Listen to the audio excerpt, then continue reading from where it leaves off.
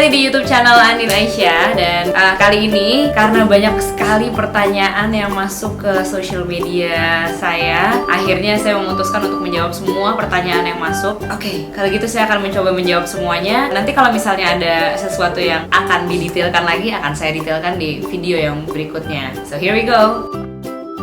Selama hamil saya hampir tidak membatasi rutinitas kerjaan karena saya percaya yang namanya sebuah kehamilan tuh bukan penyakit. Justru ketika kita benar-benar embrace the pregnancy, justru membuat kita semakin kuat, semangat, dan saya rasa tapi semuanya memang harus berpulang lagi kepada alarm yang ada di badan kita gitu. Karena pada saat kehamilan pastinya segala hormonnya juga berubah, daya tahan tubuhnya juga berubah, sistem imunnya juga berubah gitu. Karena memang ada seorang manusia yang sedang hidup di dalam diri kita gitu, sehingga tetap harus dengerin kapan sih kita bisa melakukan kegiatan, kapan enggak.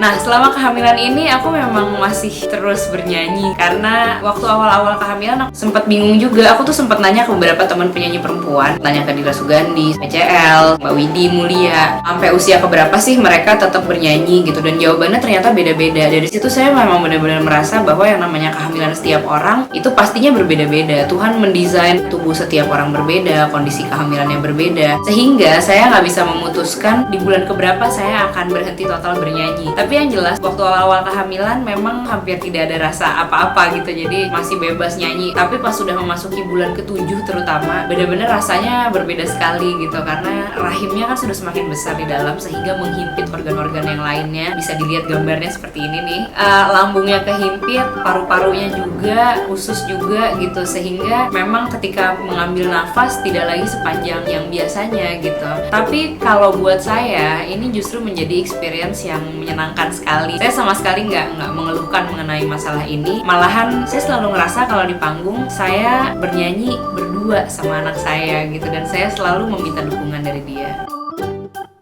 Kalau ngidam-ngidam banget sebenarnya enggak. Jadi kalau aku mungkin lebih kayak kepengen sebuah makanan, tapi sebenarnya kalau itu tidak terpenuhi sekalipun dan aku dikasih makanan yang lain dan aku kenyang, itu udah berhenti kepengennya gitu. Jadi rasa-rasanya sebenarnya kalau ngidam-ngidam banget enggak. Tapi ya ada kepengenan sedikit-sedikit, dan itu selalu makanan manis.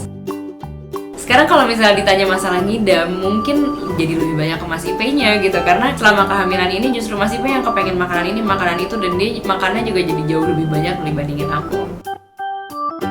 Waktu awal-awal sih aku yakinnya sebenarnya Mas Ipe juga nggak tahu gimana caranya menghadapi aku yang cranky gitu ya. Karena mungkin dianya sendiri juga belum tahu tentang bagaimana cara mengatasinya dan kenapa sih orang hamil itu tuh bisa menjadi cranky. Mungkin dia pikir kayak, ya lo kan bisa nggak cranky gitu, tapi ternyata memang ada masalah-masalah hormonal yang itu sudah sangat wajar terjadi. Dia jadi lebih harus memaklumi, itu yang pertama. Karena kalau diladenin mungkin bisa jadi berantem dan mungkin bisa jadi lebih parah lagi gitu. Terus yang kedua, sebenarnya dari kita berdua punya cara sendiri untuk menangani ketika memang ada terjadi masalah ketika aku lagi cranky gitu. Misalnya ya either menghindari masalah tersebut, menghindari pembicaraannya, ngasih jarak sebentar gitu sampai akunya bisa kembali reda, ataupun memang kalau dari akunya sendiri aku memang datang ke holistic practitioner untuk aku mendapatkan treatment untuk crankiness ini gitu.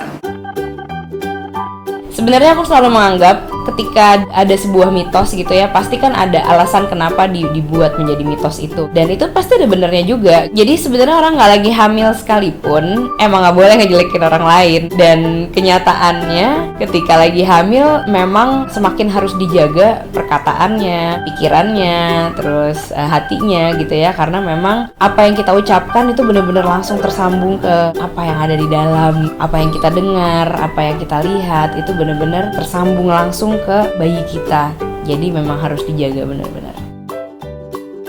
Wah, waktu awal tuh hampir tiap hari aku mual. Tapi memang kalau ditanya muntah atau enggak, mungkin selama kehamilan ini aku itu muntah hanya 3 kali. 2 waktu di awal sekali, waktu kandungannya mungkin baru berusia 6 minggu, 7 minggu. Yang terakhir justru di usia kandungan ke 7 bulan kemarin ini. Tapi memang yang namanya mual ya pasti, dan selalu pengennya kalau mual tuh pas bangun tidur pengennya langsung makan buah gitu, langsung makan yang segar-segar. Which was waktu itu ketika ditanya ke dokter juga sebenarnya nggak terlalu bagus, karena memang kalau bisa makan makanan yang udah matang dulu gitu. Jadi nanti makan buahnya belakangan pas udah siang atau udah sore gitu. Yang jelas itu ketika mual memang ada beberapa hal yang akhirnya diajarin oleh konsultan kita. Kebetulan aku sama Mas Ipe itu sama-sama rajin sekali datang ke Reza Gunawan. Kalau udah pernah dengar, beliau adalah seorang praktisi holistik yang adalah juga seorang Japanese pregnancy acupuncturist. Jadi waktu awal-awal kehamilan aku bener-bener rajin aku puntur di Mas Reza untuk mengurangi rasa mual, karena memang yang namanya rasa mual itu belum tentu juga berakar dari hormon, tapi bisa jadi karena pikiran. Akhirnya itu outcome-nya menjadi mual. Kalau di saat 8 bulan ini, posisi tidur yang paling nyaman adalah miring ke kiri atau ke kanan. Kalau terlentang rasa-rasanya udah hampir bingung, nggak tahu mesti ngapain. Selama kehamilan ini iya, ada beberapa kali lah dalam tidurku aku mimpi buruk, dan katanya itu memang sudah biasa ya kalau misalnya selama kehamilan, katanya memang pasti ada mimpi-mimpi. Mungkin juga tidak dirasakan sama saya sendiri tapi juga sama suami saya, dan ya mimpinya lebih banyak buruknya dibandingin baiknya. Banyak banget nih yang nanya mengenai traveling ini, gimana supaya bisa tetap kuat. Sebenarnya yang awalnya banget aku nggak akan melakukan ini kalau dokter belum ada perkataan bahwa kandungannya memang kuat, kandungannya memang normal gitu, dan posisi rahimnya juga bagus, posisi janinnya juga bagus di rahim. Aku mungkin nggak akan berani. Terus yang kedua, aku selalu minta izin ke bayinya bahwa ibu sama bapak mau jalan-jalan loh ke sini, mau melakukan kegiatan ini loh gitu. Dan sepertinya kalau tidak ada approval dari bayinya sendiri bahwa ketika dia menolak, aku rasa kita juga tidak akan melakukan itu. Dan aku akan selalu mendengarkan badanku. Jadi ketika jalan, ketika lagi traveling, aku akan selalu mendengarkan sejauh mana aku kuatnya gitu. Jadi kalau misalnya memang udah melampaui batas, aku pasti akan bilang juga ke Mas Ipe, aku capek gitu. Yang paling esensial dari traveling kan sebenarnya adalah bahwa perasaan rileks, senang, liburannya tuh kerasa gitu ya. Bagaimana mood itu bisa tetap enak, dan itu selalu memang harus dikomunikasikan ke travel partner kita gitu, bahwa kalau ada rasa nggak enak bilang gimana ya rasanya supaya jadi nyaman jalanannya, atau bawa barang-barang yang membuat semuanya menjadi nyaman, misalnya kayak essential oil, dengerin musik yang enak, membawa barang-barang yang udah familiar sama kita gitu sehari-hari, misalnya kayak harus traveling bawa boneka gitu misalnya, atau apapun yang memang bisa membuat kita menjadi lebih nyaman.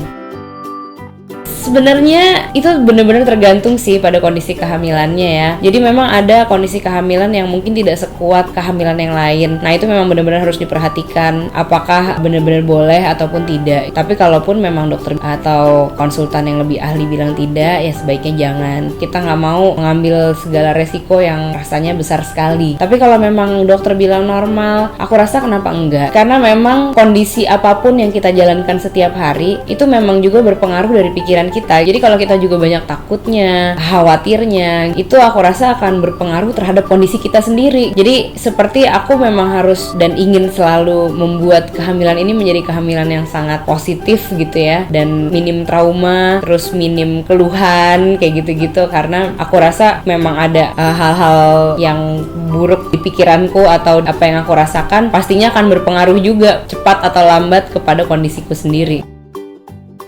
Pertanyaannya bagus banget, karena aku sendiri nggak bisa mandi kalau nggak pakai air hangat setiap hari. Kalau mandinya masih pakai air hangat, dimana air hangat di sini definisinya adalah suam-suam kuku, itu nggak apa-apa banget. Tapi memang yang nggak boleh adalah mandi pakai air panas. Kan banyak tuh kayak di onsen kalau di Jepang, kalau di sini mungkin kayak pemandian air panas, jadi kayak kita nyemplung ke bak mandi terus airnya panas. Intinya suhu tubuh ibu ketika sedang hamil itu memang sedang sangat meningkat. Nih aku aja kemana-mana bawa kipas-kipas kayak gini nih, dan pengennya selalu AC-nya banyak. Jadi kalau misalnya kita berendam di air panas, pastinya akan berpengaruh kepada bayinya juga, apalagi di trimester pertama. Kondisi yang seperti ini harus selalu ditanyakan lagi. Kita harus benar-benar peka dan aware terhadap kondisi kehamilan kita sendiri. Jadi tanya ke badan kamu, ke bayi kamu, nggak apa-apa nggak kalau segini panasnya? Nggak apa-apa nggak kalau misalnya ibu mandi pakai air hangat? Kalau kalian sudah aware, kalau kalian memang benar-benar sudah mengenal kehamilan kalian sendiri, insya insya Allah akan tahu jawabannya dari situ. Nah, itu tadi 15 pertanyaan pertama yang saya jawab di episode kali ini. Dan pertanyaan-pertanyaan berikutnya akan dijawab di episode yang berikutnya. Semoga apa yang saya jawab tadi bisa bermanfaat dan bisa menginspirasi semuanya yang ada di rumah. So, see you next episode.